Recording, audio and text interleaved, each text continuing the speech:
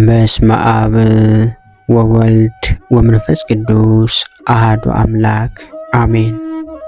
እንኳን በሐምሌ 12 ቀን ታስበውና ተከብረው ለሚውሉ ለቅዱሳን በዓላት በዚች ቀን የከበረ መላእክት የመላእክት አለቃ የቅዱስ ሚካኤል የበዓሉ መታሰቢያ አባ ሆር በሰማዕትነት ያረፈበት የዕረፍቱ መታሰቢያ በዓል በሰላም አደረሳችሁ አደረሰን።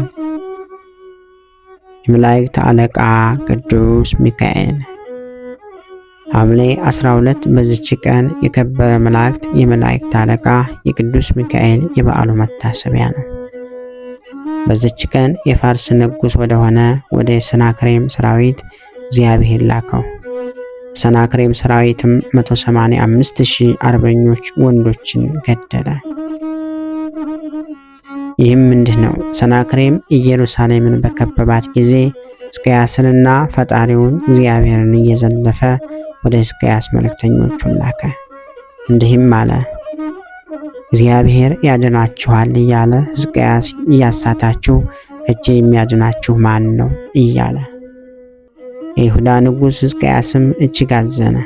ወገኖቹንና ሀገሩን ኢየሩሳሌምን ያድን ዘንድ ማቅ ለብሶ ወደ እግዚአብሔር ጸለየ።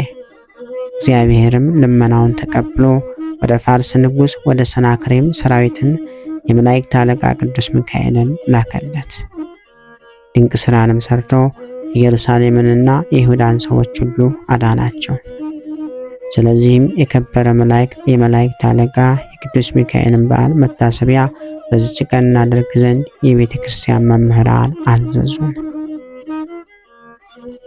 በዚህ ዕለት ታስቦና ተከብሮ የሚውለው ቅዱስ አባታችን አባ ሆር ነው። በዚች ቀን ስራያቆስ ከሚባል ሀገር አባ ሆር በሰማዕትነት አረፈ። አባቱም አንጥረኛ ነበር። አንዲት እህትም ነበረችው። ጎልማሳም በሆነ ጊዜ ሰማዕት ይሆን ዘንድ ወደ ሀገረ ፈርማ ሄደ። በመኮንኑ ፊት ክብር ይግባውና በጌታችን በመድኃኒታችን በኢየሱስ ክርስቶስ ፊት ታመነ። መኮንኑ ታላቅ ስቃይን አሰቃየው። ከስቃዩም ድኖ ተነሳ። መኮንኑም በእጁ ላይ ጌታችን ያደረገውን ይህንን ተአምር አይቶ ከሚስቱና ከልጆቹ ጋር አመነ። በሌላ መኮንን እጅም ከሚስቱና ከልጆቹ ጋር በሰማዕትነት ሞተ። ቅዱስ አባ ሆርን ግን ወደ እንድናው ላከው። በዚያም በየአይነቱ በሆነ ስቃይ አሰቃዩት። በመንኮራኩሮችም አበራዩት። ዘቅዝቀውም ሰቀሉት። በእሳት በአጋሉት የብረት በትርም ደበደቡት። መኮንኑም ከማሰቃየቱ የተነሳ በደከመ ጊዜ ራሱን በሰይፍ ይቆርጡት ዘንድ አዘዘ። የሰማዕትነትን አክሊል በመንግሥተ ሰማያት ተቀበለ። እግዚአብሔር ምስጋና ይሁን። እኛንም በቅዱሳኑ ጸሎት ይማረን፣ በረከታቸውም ከኛ ጋር ትኖር ለዘላለሙ አሜን።